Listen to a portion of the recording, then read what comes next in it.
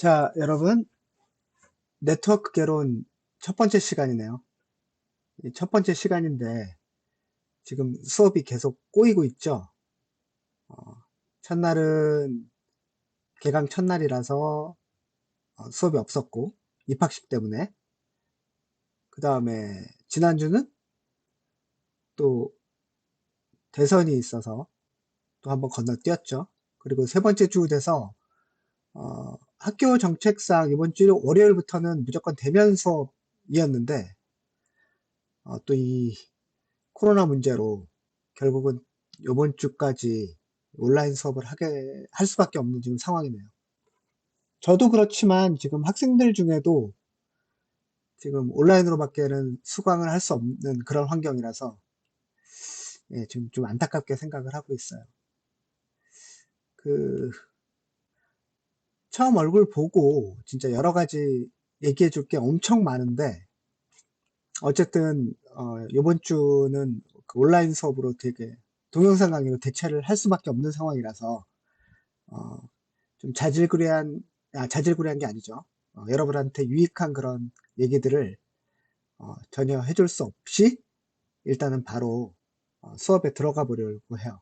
그래서 우리가 함께 배워볼 과목은 네트워크 개론인데 어, 원래 이 개론이라는 과목이 어떤 과목을 막론하고 지루하고 재미가 없어요. 어, 원래 개론이라는 말이 들어가면. 근데 이제 우리가 정보보안학과에 입학을 했기 때문에 이 정보 보안이라는 이 영역에서 그 네트워크 보안이 차지하는 비중이 사실은 뭐 한 98% 이상이라고 보면 될 것 같아.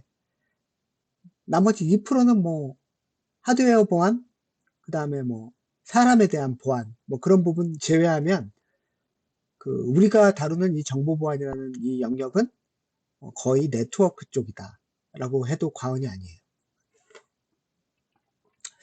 그리고 이 네트워크 개론이라는 수업 자체가 여러분들이 이 컴퓨터에 대해서 웬만큼은 알고 있다는 가정하에 이 수업을 이제 진행할 수밖에 없어. 그래서 여러분들이 이제 뭐 막 입학했잖아요, 지금. 그래서 컴퓨터에 대한 지식이 뭐 기존에 조금 있는 사람도 있고 없는 사람도 있을 텐데 일단은 정보보안학과를 지원했기 때문에 아무래도 이런 IT 쪽에 조금 관심이 있고 컴퓨터에 대해서는 좀 알고 있다는 가정하에 얘기를 좀 하려고 해요. 물론 전혀 뭐 그런 지식이 나는 그전에 한 번도 없었다. 컴퓨터에 컴자도 모른다. 그런 사람들은 어, 나중에 실제로 대면 수업할 때 직접 얘기를 해줬으면 좋겠어요. 어,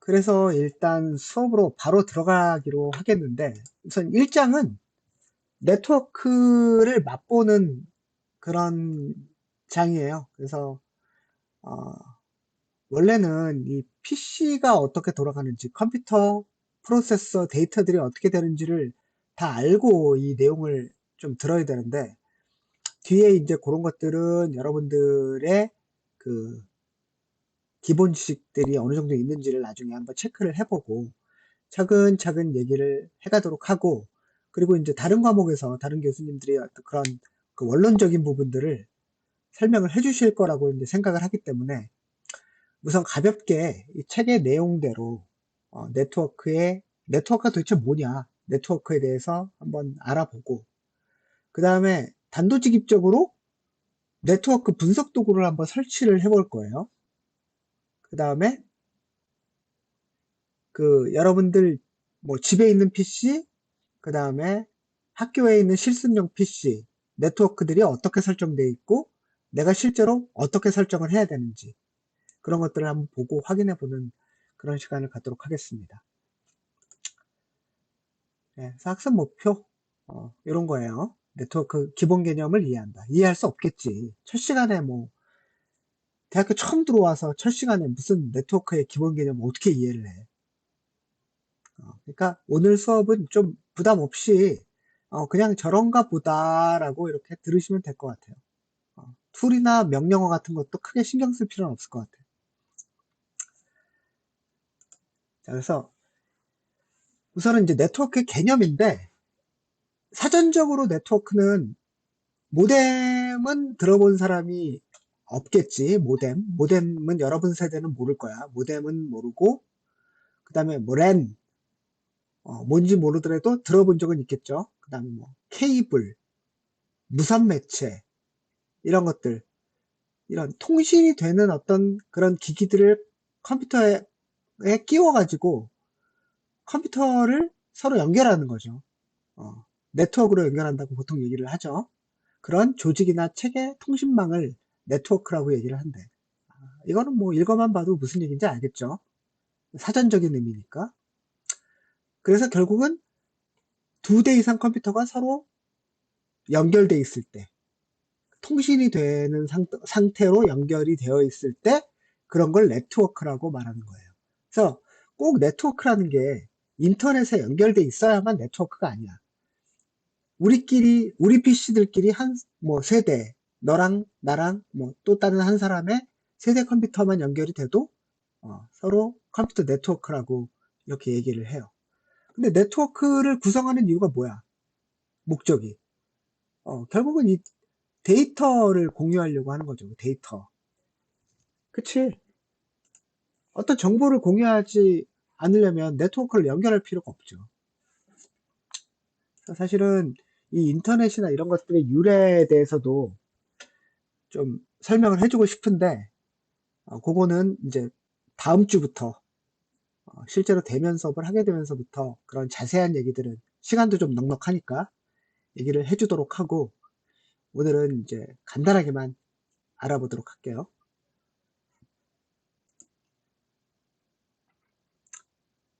그래서 네트워크로 연결하면은 실제로 무슨 일을 할 수 있느냐?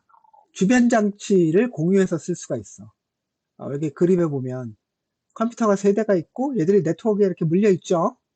그 다음에 여기는 프린터 서버라는 놈이 네트워크에 물려 있고, 프린터 서버가 프린터랑 연결되어 있는 거, 이렇게 표현을 했는데, 이게 네트워크 개론의 3판인데도 아직 그 예전 얘기를 지금 하고 있는 거죠. 사실은 지금 구성에서는 이 부분은 프린터가 바로 네트워크에 물리죠.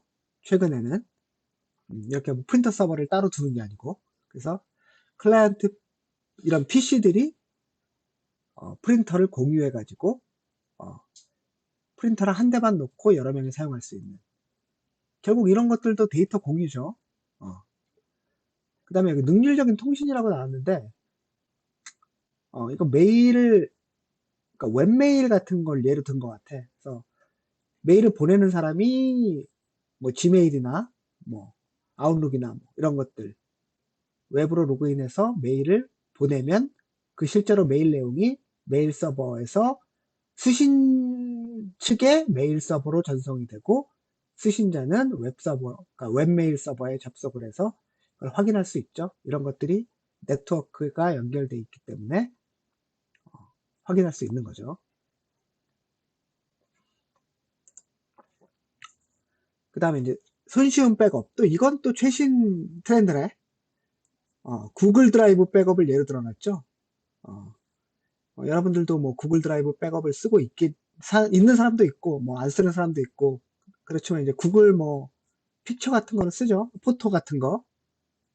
어, 내가 모바일 기기에서 백업만 설정만 해놓으면, 백업 설정 해본 적이 있을 거야, 여러분들도 다. 자동으로 사진을 찍기만 하면 와이파이에 연결되거나 통신이 가능한 상황이면 클라우드에 있는 이런 서버로 데이터를 백업을 해주는 이런 서비스가 가능한 것도 네트워크에 연결되어 있기 때문이죠.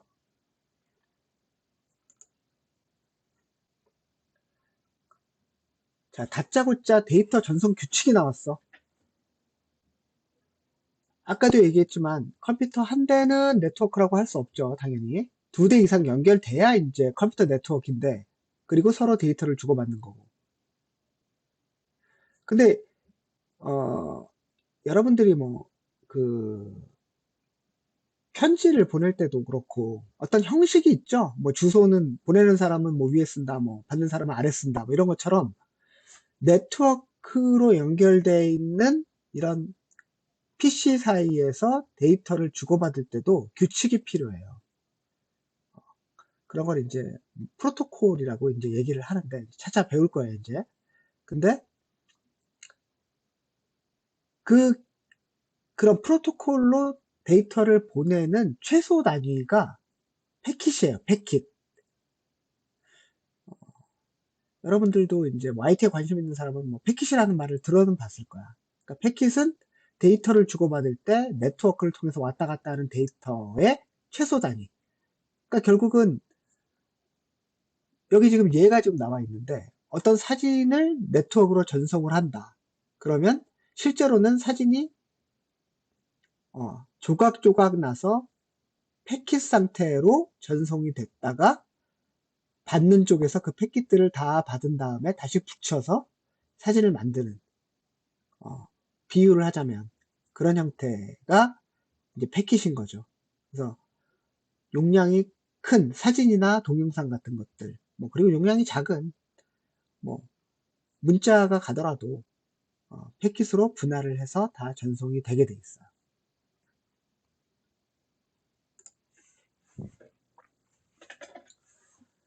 그 다음에 대역폭이라는 얘기가 나오는데 이것도 이제 나중에 자세하게 설명은 나올 거예요, 뒤쪽에. 네. 그 컴퓨터 네트워크는 결국은 전기 신호를 보내는 거죠. 0과 1의 신호밖에 없는 거야, 사실은. 그래서 최고 주파수하고 최저 주파수의 차이, 얼마나 데이터를 한꺼번에 많이 보낼 수 있느냐가 밴드위스예요, 밴드위스. 그래서 기본 단위는 BPS를 사용한다. 근데 BPS는 bit per second예요. 그러니까 초당 얼마나 몇 비트나 보낼 수 있느냐를 대역폭이라고 얘기를 해요. 이것도 그냥 우선은 들어만 두세요. 지금은 무슨 의미인지를 정확히 여러분들이 이해할 수는 없으니까 뒤쪽에 아주 자세하게 설명이 나올 거예요.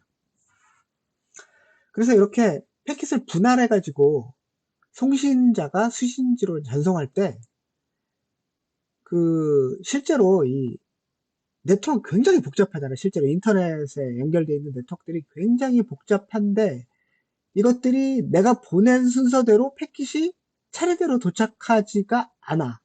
뭐 대부분은 차례대로 도착을 하겠지만 중간에 경로에 따라서 패킷이 앞에 보냈던 패킷이 더 늦게 도착할 수도 있고 뭐 지그재그로 도착할 수도 있고 그래서 중간에 또 아예 패킷이 그냥 손실돼 버릴 수도 있어요. 그렇기 때문에 그 그러니까 수신지 쪽, 그러니까 패킷을 받는 쪽에서는 그 패킷이 순서대로 시리얼하게 들어오는 게 아니기 때문에 보낸 패킷을 그 송신자가 패킷을 보낼 때 그 패킷의 번호를 일련 번호를 매겨가지고 송신을 하고 수신 측에서는 받은 순서대로 조립을 하는 게 아니라 그 패킷을 그 앞 붙여온 일련 번호의 번호를 보고 그 순서대로 패킷을 재조합해서 패킷을 그러니까 파일을 만들어요. 데이터를, 원본 데이터를. 그런 식으로 해야 패킷 로스나 그다음에 연결 지연해서 패킷이 뒤죽박죽 도착하는 거에 대한 그런 걸 막을 수가 있죠. 이런 것들도 다 이제 프로토콜에 정의가 돼 있어요. 프로토콜이라는 어떤 약속이죠.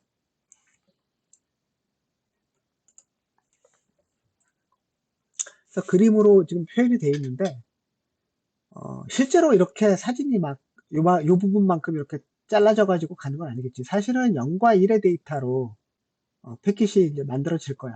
그 패킷이 이렇게 순서가 뒤죽박죽 돼서 도착을 해도 그 패킷에 매겨져 있는 일련 번호 순서대로 받은 쪽에서 받은 순서랑은 상관없이 조립을 하게 된다는 거죠. 그래서 패킷 전송 과정을 보면 그 패킷이라는 놈은 헤더하고 페이로드, 그 다음에 제어 요소 이런 것들이 포함되어 있는 데이터 세그먼트야. 데이터 조각이란 뜻이죠. 그래서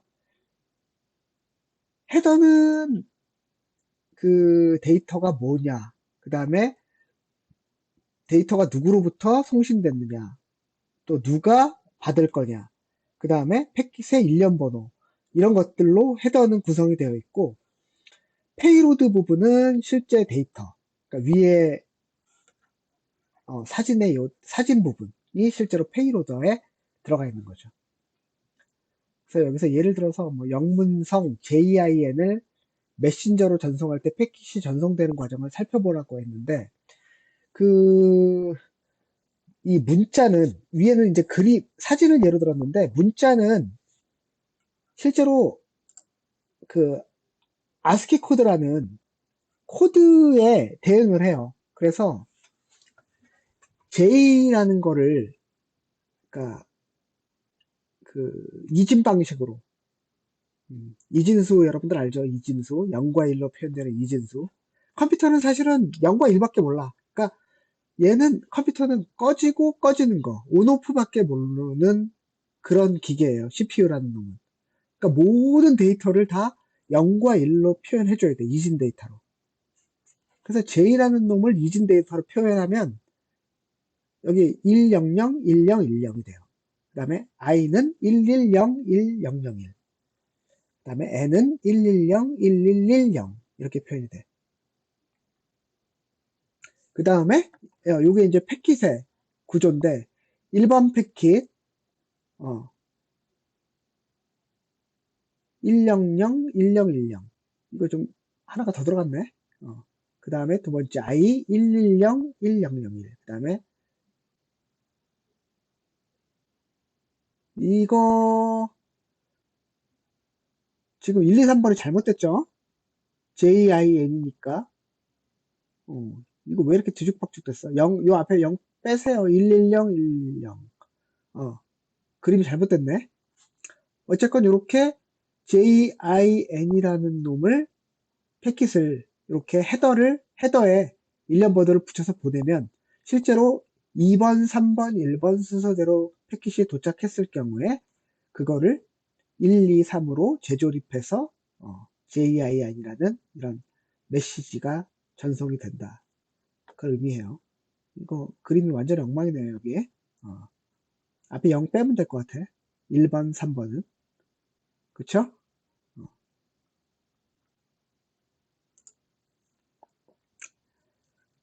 그래서 앞에 지금 비트하고 바이트란 얘기가 벌써 막 나왔는데, 여러분들이 이제 뭐, 물론 다른 과목에서 비트, 바이트 개념에 대해서 다 배울 거야. 그 다음에 뭐 이진수, 16진수, 마스키 코드 이런 것들에 대해서도 다 이제 다루게 될 건데, 이 네트워크라는 과목을 배우려면 이런 기본 개념들은 다 알고 있어야지 네트워크에 대해서 알 수가 있는 거야. 그래서 일단은 비트와 바이트에 대해서만 여기 간단하게 설명이 나왔는데 아까도 얘기했지만 컴퓨터는 0과 1, 그러니까 온오프밖에 몰라. 0과 1의 집합을 디지털 데이터라고 보통 하죠.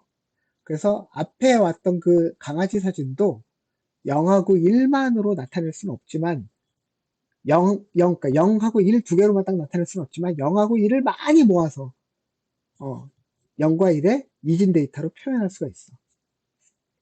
이런 0이냐 1이냐를 나타내는 최소 단위가 비트예요. 비트. 그래서 밑에 이 비트를 보면 그냥 0이냐 1이냐 둘 중에 하나인 거야. 이게 1비트예요. 0이나 1 값을 가진 것들을. 요것들이 8개가 모이는 것을 1바이트라고 표현을 하죠. 1바이트. 지금은 그냥 그렇구나 하고 들으면 될 것 같아. 다른 과목에서 엄청 자세하게 배울 거예요. 물론 벌써 알고 있는 사람들도 있겠지. 그래서 컴퓨터는 그 바이트 단위로 데이터를 읽고 써요. 컴퓨터는. 그래서 1바이트, 그러니까 8비트 단위로 데이터를 읽고 쓰는데 지금 이제 16비트 컴퓨터 뭐 예전엔 정말 예전에는 뭐 8비트 컴퓨터도 있었겠지. 16비트 컴퓨터 뭐 그다음에 32비트 컴퓨터, 64비트 컴퓨터 이렇게 진화를 하면서 이제 바이트의 크기가 조금씩 달라지고 있어요. 그래서 컴퓨터는 0과 1의 집합으로만 다루며 키보드로 문자를 입력할 수 있는 것은 숫자와 문자의 대응표인 문자 코드가 정해져 있기 때문이다. 이게 뭔 소리냐? 컴퓨터는 당연히 0과 1밖에 몰라. 그래서 아까도 JIN이 뭐 0010, 1100뭐 이런 식으로 표현됐잖아요. 그거를 문자로 전환하는 거는 어떤 대조표가 있어요. 이제 그걸 아스키 코드라고 하는데, 아스키 코드의 숫자, 기호, 알파벳에 대한 문자 코드, 이진 문자 코드가 다 들어있어. 그래서 키보드에서 A를 누르면 A에 해당하는 아스키 코드 65가 컴퓨터에 전달이 되는 거고, 그래서 컴퓨터는, 그러니까 우리가 키보드에 A키를 눌렀을 때 컴퓨터는 이진 아스키 코드 65를 전달받는 거고, 그거를 A라고 컴퓨터가 해석을 해가지고 화면에다가 A를 찍어주게 되는 거예요. 그러니까 아까 데이터를 네트워크로 보내는 거랑 똑같죠. 0과 1 데이터를 보냈지만 그걸 조합을 해가지고 나타내듯이 아스키 코드와 대조를 해가지고 컴퓨터가 해석을 해가지고 문자를 표현을 하는 거죠.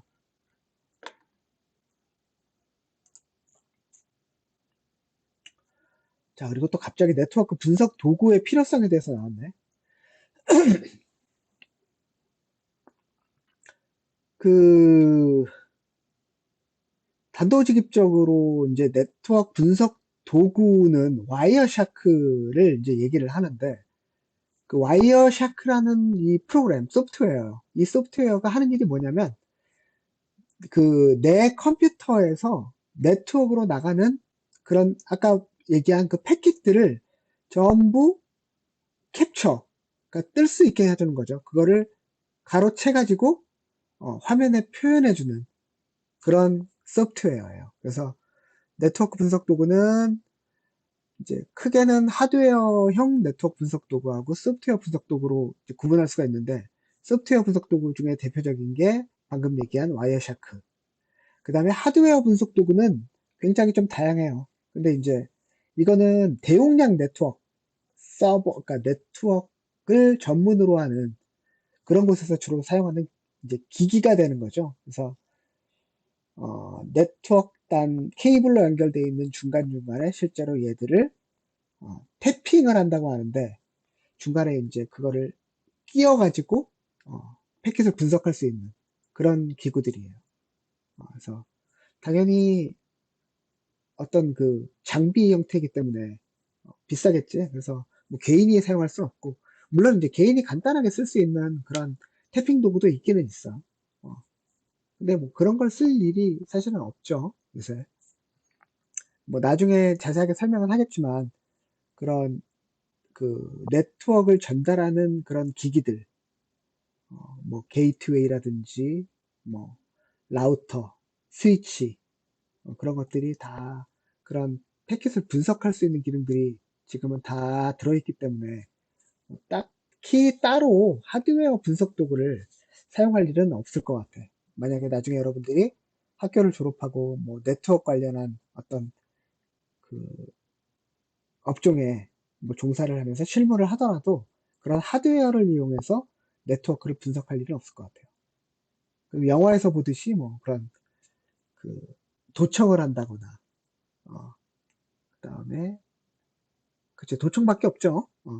불법적으로 뭔가 패킷을 중간에 가로채기 위해서 사용하는 그런 목적 아니라면 일반적으로는 쓸 일은 없을 것 같아요. 그 다음에 이제 소프트웨어 분석 도구는 아까도 얘기했지만 그 라이센스가 무료예요, 얘는. 오픈소스 소프트웨어라고 하는데, 오픈소스 소프트웨어로 구성이 돼 있고 그렇게 오픈소스 소프트웨어로 계속 발전을 해왔기 때문에 딱 그 찍어서 와이어샤크 얘기하는 거예요. 뭐 개인이나 학교, 뭐 기업 누구나 이용할 수가 있어요. 그래서 우리도 와이어샤크를 설치를 해서 네트워크 패킷을 캡처해 볼 거야. 그리고 분석을 해볼 거예요. 음, 개념인데 처음부터 너무 실습할 수 있는 그런 내용만 지금 나오고 있네.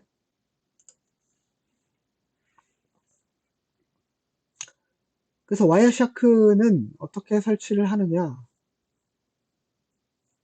그 와이어샤크는 좀 전에도 얘기했던 것처럼 오픈소스 그 소프트웨어예요. 그리고 이제 윈피캡이라는 그 오픈소스 소프트웨어랑 같이 설치가 되는데, 그 윈피캡은 윈도우에서 패킷을 캡처할 수 있는 드라이버라고 할 수 있어요.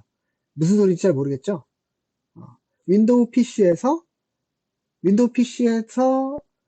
데이터 통신을 하기 위해서는 어, 네트워크 카드라는 어떤 하드웨어가 여러분들 PC에 이제 다 설치가 돼 있는데, 그러니까 유선 인터넷을 쓰던 그,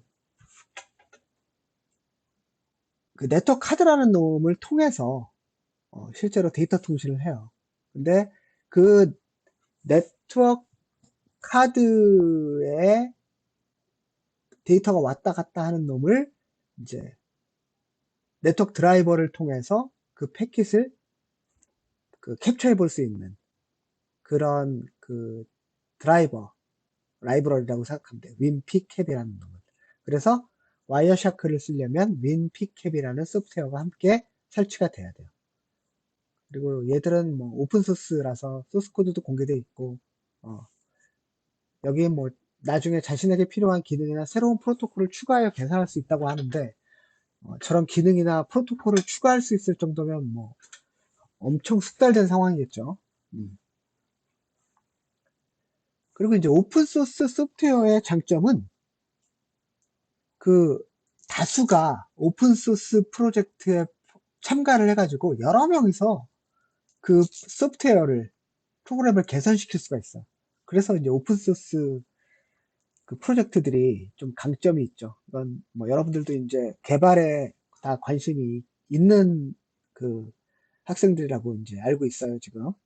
그래서 정보보안 쪽을 선택을 했고, 개발에 관심이 있는 학생들이라고 생각을 하기 때문에, 나중에 실제로 개발을 할 때도 오픈소스 프로젝트들을 굉장히 많이 이용을 하게 될 거예요. 앞으로 이제 차차 그 수업을 해 나가면서, 물론 이제 네트워크 수업 말고 이제 소프트웨어 수업도 있잖아요. 그럼 이제 그쪽 언어 쪽 수업을 하면서도 오픈소스에 대해서도 다시 얘기하게 될 것 같아요. 그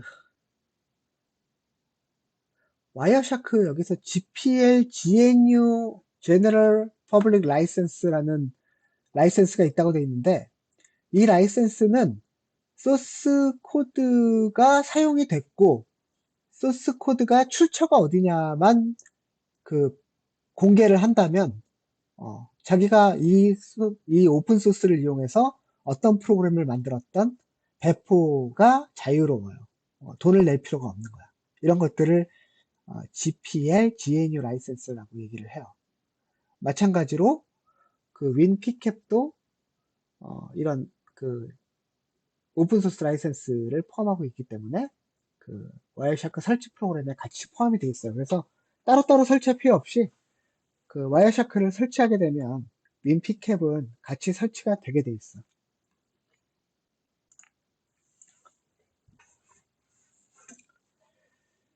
그 설치를 해볼 건데 여러분들 이제 이건 집에서 한 번씩 꼭 설치를 해보세요. 그 와이어샤크 홈페이지에 주소 나와 있죠. 홈페이지에 접속을 해가지고 다운로드를 눌러가지고 여러분들 PC 뭐 대부분 다 윈도우즈 인스톨러 64비트겠죠. 64비트 버전을 다운로드 받고, 혹시 나는 뭐 윈도우 운영체제가 32비트다. 요새 32비트를 찾아보기 쉽지 않죠. 그러니까 아마 대부분 다 64비트 선택하시면 될 것 같아요. 그 다음 USB에 설치하는 거는 넘어가죠. 물론 USB에 설치할 수도 있어요. 필요하면 나중에 보고 USB에 설치를 해도 되고, 들고 다니면서 쓸 수 있게 하겠다는 거지. 그 다음에 이제 여러분들 시스템이 64비트인지 32비트인지 확인할 수 있는 방법이 나와 있죠. 모르는 사람들은 이렇게 확인하면 돼요. 근데 99% 64비트일 거예요, 아마.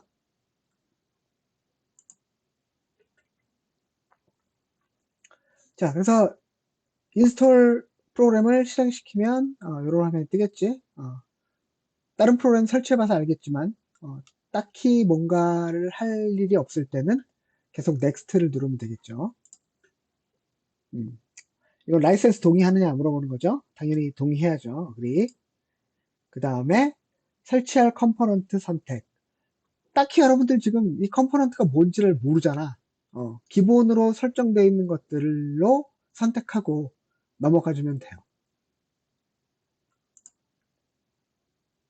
자, 그 다음에 여기도 뭐 데스크탑에 바로가게 설치할 거냐 뭐 이런 것들이죠. 이것도 뭐 기본으로 놓고 넥스트 누르면 되겠어요. 그 다음에 어느 폴더에 인스톨 할 거냐. 이거는 뭐 디폴트로 놔도 되고 자기가 바꿔도 되고. 그 다음에 이제 윈피캡을 설치하는 화면이 또 나왔죠. 윈피캡도 인스톨 윈피캡에 어차피 체크가 돼 있으니까 넥스트 해주면 그 다음에는 윈피캡 설치 화면으로 넘어가서 네, 계속 agree 인스톨 해주면 윈피캡 설치가 되죠. 윈피캡 설치가 끝나면 다시 와이어샤크 설치로 돌아와서 넥스트 눌러주고 그 다음에 피니쉬 눌러주면 와이어샤크 다 설치가 됐죠. 프로그램 추가 제거해서 뭐 와이어샤크 제거할 수 있다는 얘기인데 이거 넘어가죠. 자, 와이어샤크가 설치가 됐으면 와이어샤크를 한번 실행시켜 보면 되겠죠.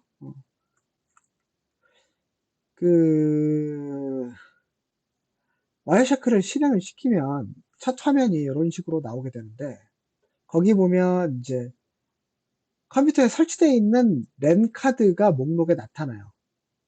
그러니까 여러분들이 실제로 어떤 네트워크 카드에서 패킷을 캡처할 거냐를 여기서 이제 선택을 하는 건데 대부분은 다 이제 랜 카드가 하나만 설치되어 있겠지만 가끔 이제 랜 카드 하나에 무선 랜이 설치되어 있는 것도 있고 랜 카드를 여러 개 설치돼 있는 경우도 있어요. 그 필요에 의해서 랜 카드를 추가로 설치한 경우도 있고 그 중에서 자기가 원하는 그러니까 패킷을 캡처하려는 랜 카드를 선택을 한 다음에 스타트를 누르면 패킷 캡처가 시작이 되겠죠.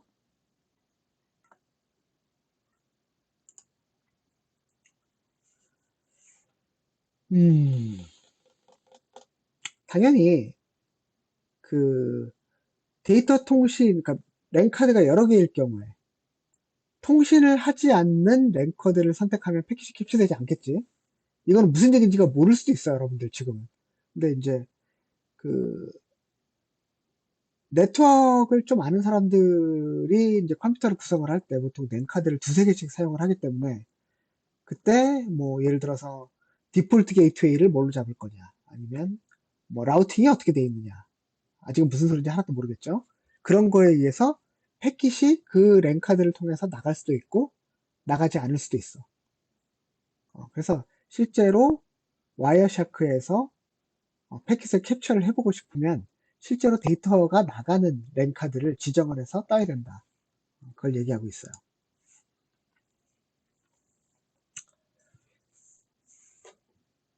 자, 여러분들이 쓰는 랜카드가 이제 확인을 할 수 있겠죠. 보통 하나밖에 없으니까. 그걸 선택하고 이제 캡처 스타트를 누른 다음에 브라우저 같은 걸 띄워서 웹사이트를 들어가 보면 그 와이어샤크 화면을 보면 이렇게 패킷이 막 올라가고 있는 걸 볼 수가 있어. 여기 이제 또 좀 어려운 얘기가 나왔는데 그런 웹사이트 패킷을 캡처할 때 주의사항이 있다고 나왔는데 웹브라우저는 한 번 접속한 웹사이트의 내용을 저장하는 캐시 기능이 있기 때문에 한 번 접속한 웹사이트의 경우 통신이 이루어지지 않고 디스크에 저장된 캐시를 이용하여 웹사이트를 표시한다. 그래서 패킷을 제대로 캡처할 수 없다. 이렇게 얘기가 되어 있어. 이게 무슨 소리냐면 그 예전에 그 여러분들 그 PC에 예전에 그러니까 한 20년쯤 전 그때는 네트워크 속도가 굉장히 느렸어요. 그래서 홈페이지에 30년 전쯤이라고 얘기를 해야 되겠구나. 모뎀을 쓸 때니까. 그래서 어떤 홈페이지에 접속을 할 때 그 홈페이지에 사진 같은 게 많으면 페이지 하나가 뜨는 게 시간이 엄청 오래 걸렸어. 여러분들은 상상도 할 수 없죠. 지금은 아무리 느린데도 뭐 인터넷 서핑하는데 페이지가 늦게 뜨는 일은 없지. 근데 예전에는 그랬어요. 사진 같은 거 하나 불러오는데 엄청 오래 걸렸어. 속도가 느려서. 그래서 애써 한 페이지 읽어왔는데 뭐 다음 페이지 갔다가 그 페이지로 다시 돌아올 때 그 페이지가 또 엄청나게 오래 걸린다. 열리는데. 짜증이 엄청나겠죠.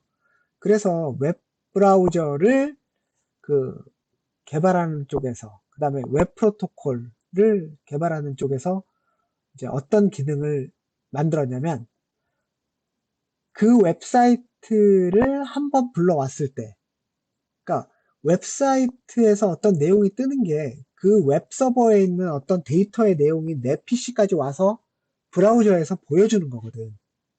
익스플로러나 뭐 크롬 브라우저나 이런 것들에서 그 웹서버에 있는 데이터 내용이 내 PC까지 날아와서 브라우저가 그거를 재조합해가지고 뿌려주는 거기 때문에 그 웹사이트가 어떤 홈페이지라면 사실 화면이 많이 바뀔 일은 없겠죠. 웹사이트 내용들이. 게시판 같은 게 아니고 그냥 뭐 대문이나 이런 것들. 근데 대문이나 이런 것들에 오히려 그림이나 사진이 많잖아. 그러니까 그렇게 변하지 않는 그런 페이지인 경우에는 한번 내 컴퓨터로 전송이 됐을 때 그거를 하드 드라이브에 그냥 저장을 해 놓는 거예요. 그 컨텐츠를, 데이터를. 그래서 다음번에 그 페이지를 또 접속을 할 때 내가 한번 접속했던 페이지면 내가 전에 접속했던, 그러니까 이거 웹브라우저가 지금 하는 일이에요. 웹브라우저가 내가 전에 접속했던 게 언제냐라는 정보를 그 웹서버에 물어봐가지고 그 웹서버가 그 전에 이놈이 접속했던 이후로 내 웹서버에 있는 내용이 변한 게 없다라는 답변을 주면 브라우저에서 그 웹서버로부터 데이터를 다시 가져오는 게 아니라 자기가 예전에 저장해놨던 그 데이터를 그냥 내 PC에서 바로 보여주는 거야. 그런 것들을 캐시라고 해요. 웹캐시라고 하죠. 보통은 하드 드라이브에 그냥 캐시를 저장을 해. 그래서 사진이나 뭐 그런 것들이 캐시가 될 가능성이 높겠죠. 그러면 실제로 데이터가 안 오기 때문에 패킷이 캡처가 안 될 수가 있는 거야. 근데 패킷이 캡처가 하나도 안 될 수는 없어요. 당연히 그 브라우저가 웹서버한테 내가 이전에 접속한 게 언제였다는 정보를 물어보는, 내 정보를 보내주는 그런 패킷이라도 갈 수밖에 없기 때문에 무조건 패킷은 캡처가 된다. 자, 그러면 패킷이 캡처가 됐으면 이제 그 툴바에 보면 스탑 있어요. 그러면 패킷이 캡처가 정지가 돼요.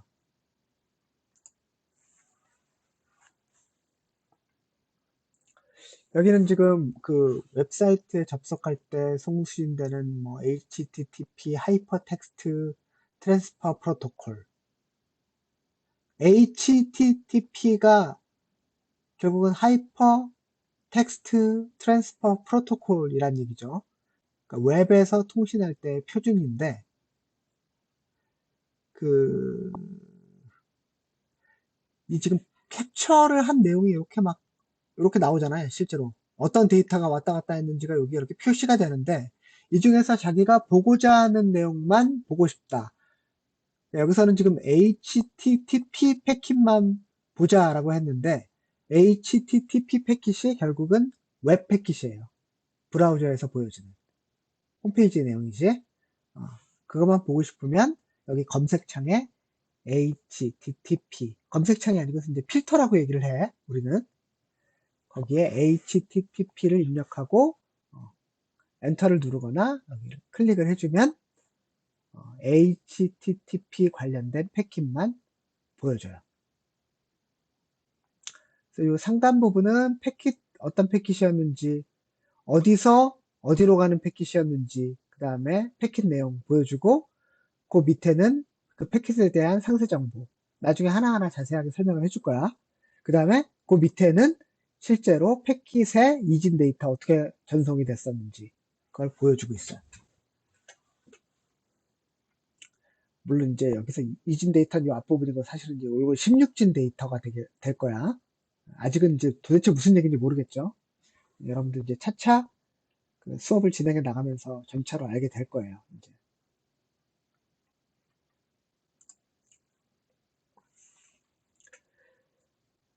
자, 그래서 여기 화면 상단에 여기 요 부분이죠, 요 부분. 패킷 리스트 영역에서 패킷 캡처된 게 한 획씩 표시가 되죠. 그래서 그거에 대한 그 부분을 하나하나 이렇게 클릭할 때마다 밑에 상세 요 부분, 상세 부분의 내용이 바뀌게 돼.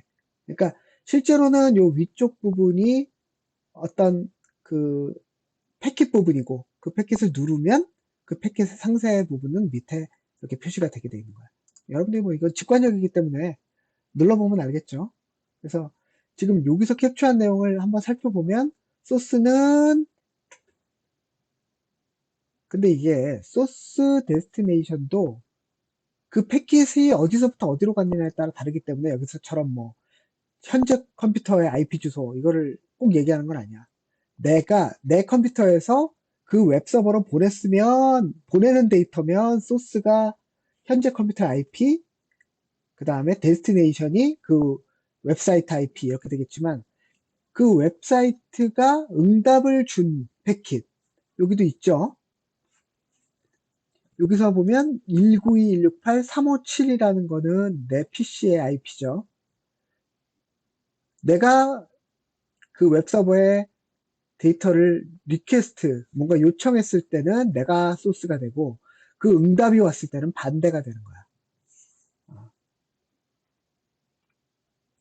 그래서 여기서 지금 뭐 IP 주소, 여러분들도 IP 주소가 뭔지 정도는 알고 있죠. 그래서 커맨드 창에서 IP 주소를 확인하는 방법이 나와 있어. 이제 뭐 도메인, 뭐 이렇게 IP 주소 이런 얘기들이 이제 나오는데 차차 이제 알아보도록 하죠.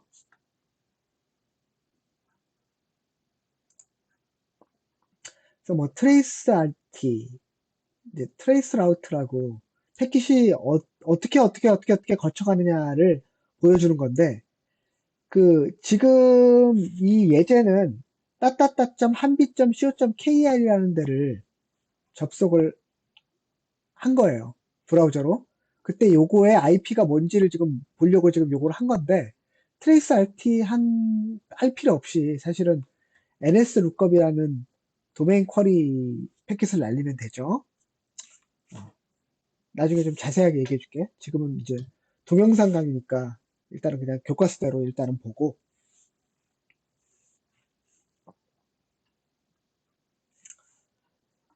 그래서 뭐 트레이스 RT 이렇게 날리면 이렇게 트레이스 RT www.한비.co.kr 치면 뭐 이렇게 IP가 나오게 돼. 그럼 요게 데스티네이션 IP다. 얘기해 주는 거예요.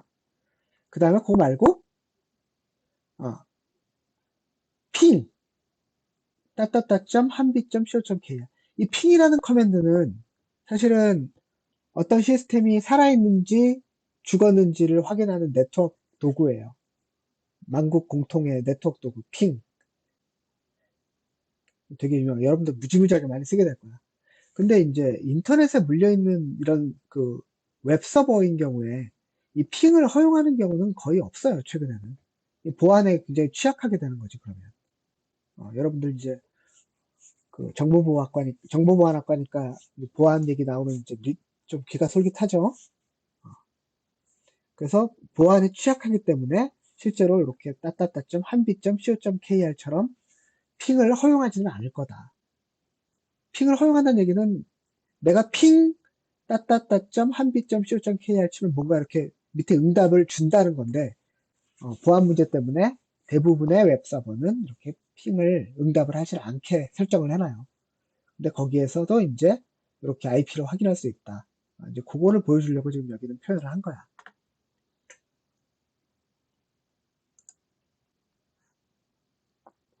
그 다음에 두 번째 영역은 그 패킷이 뭐 어떤 패킷인지 그 프로토콜을 분석한 그런 내용들이에요.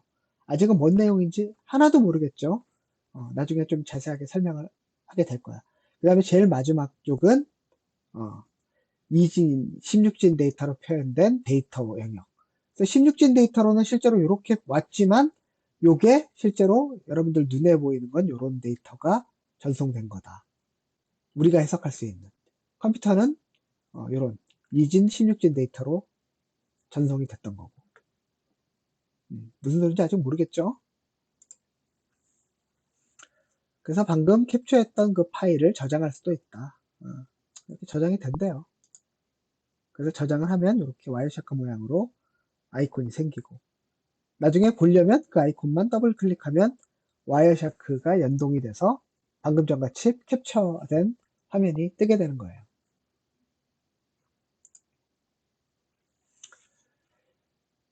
그래서 갑자기 또 뜬금없이 여러분들이 이제 컴퓨터를 처음 설치하고 네트워크 연결하는 거에 대한 얘기가 나오는데, 여러분들이 PC를 다 직접 자기가 그 사거나 조립을 해가지고 세팅을 했으면 이 부분은 뭐 벌써 알고 있겠지. 대부분은 알고 있고 무슨 내용인지는 모르더라도 설정을 해서 사용을 하고 있을 거야, 여러분들이. 그래서 실제는 뭐 컴퓨터를 새로 샀다. 그래서 집에 가져와서 네트워크를 연결할 거다. 그럴 때는 필요한 하드웨어 및 케이블을 확인한 후 컴퓨터의 랜 카드 또는 무선 랜 카드를 설치하거나 연결한다. 보통은 요새 랜 카드나 무선 랜은 다 기본으로 설치가 돼 있죠. 노트북인 경우에는 무선 랜은 무조건 들어가 있고, 유선 랜도 노트북은 들어가 있죠. 없는 것도 있고. 그 다음에 이제 집에서는 내가 사용하려는 통신사에서 어, 통신사 모뎀을 집에다 설치를 해줬지. 무슨 얘기인지 모르는 사람도 있을 거야. 집에 가보면은 인터넷을 연결할 수 있는 어떤 기계가 있잖아. 어, 통신사 모뎀이죠, 그게. 거기에서 통신사 모뎀하고 내 PC의 랜 카드랑 선으로 연결하는 거죠. 네트워크 케이블로. 그럼 선만 연결하면 바로 쓸 수 있나? 아니죠. 그 통신사에서 제공하는 설정을 알아서 IP 설정도 해야 되고 뭐 여러 가지 설정할 게 있죠. 근데 사실 여러분들 그 핸드폰 같은 거 새로 사서 집에 와서 집에 있는 와이파이 결국은 통신사에서 설치해준 와이파이 비밀번호만 잘 넣고 연결하면 다 통신이 되죠, 인터넷이. 걔는 이런 것들을 설정도 안 했는데 왜 되는 걸까? 어, 걔는 벌써 그런 기본 정보들을 통신사에서 모뎀을 설치해 줄 때 다 세팅을 해 놓은 거죠. 그래서 여러분들은 그 와이파이 선택만 하고 비밀번호만 넣으면 그 IP 같은 걸 설정하지 않아도 자동으로 되게 그렇게 세팅을 해 놓은 거야. 그래서 사실은 통신이 다 되는 거죠. 근데 여러분들은 이제 그 IT 관련 학과에 진학을 했기 때문에 컴퓨터 정도는 사실 여러분들이 직접 조립을 하고 네트워크, 집에 있는 네트워크 설정 정도는 다 만질 줄 알아야 될 것 같아요. 특히 이 네트워크 이제 수업 시간에 여러분들 네트워크에 대해서 배우기 때문에 집에 있는 네트워크를 한번 날리고 다시 세팅할 수 있을 정도가 돼야 될 것 같아요. 그것도 이제 수업 진행하면서 차차 해보도록 하겠습니다.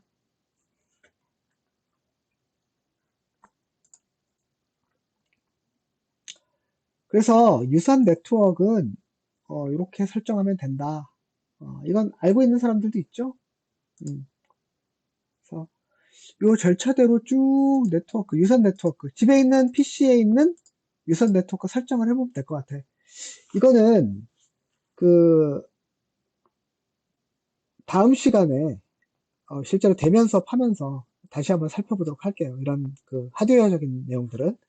그래서 일단은 그 학교에 있는 실습 PC의 네트워크 설정을 막 바꿔볼 수는 없으니까 학교에 있는 PC의 네트워크 설정이 어떻게 되어 있는지 요 내용, 파워포인트 내용을 보면서 한번 쓱 훑어보면 될 것 같고, 예, 유선랜 그렇게 설정하면 될 것 같고, 그 다음에 뭐 뒤쪽에 뭐 서비스에 내 네트워크가 보이지 않을 때는 뭐 펑션, 디스커버리, 리소스, 뭐 퍼블리케이션을 다시 활성화시켜준다 뭐 이런 얘기가 나와 있는데 이거는 아직 몰라도 될 것 같아요. 그래서 그건 무시하고 무선 네트워크 어떻게 설정하는지 한번 이건 다 알죠? 무선 네트워크는 워낙 많이 쓰고 있을 테니까. 그 다음에 간단한 네트워크 명령어가 몇 개가 나오는데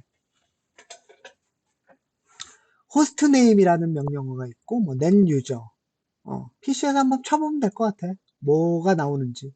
호스트 네임은 PC의 호스트 네임으로 설정한 내용이 나오고 넷 유저는 그 이 PC에 어떤 계정이 있느냐 그런 것들이 나오는 명령어예요. 뭐 이런 명령어 잘 쓰지 않죠.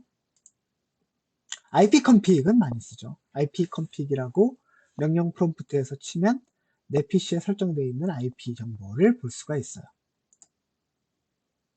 그래서 ipconfig/all이라고 명령을 주면 나중에 설명을 하겠지만 내 컴퓨터의 맥 주소, 물리적 주소라고 생각하면 돼. 그것도 볼 수가 있어요. ipconfig 릴리즈 명령은 뭐 볼 필요 없을 것 같아. 릴리즈 명령을 실제 쓸 일은 거의 없을 거예요.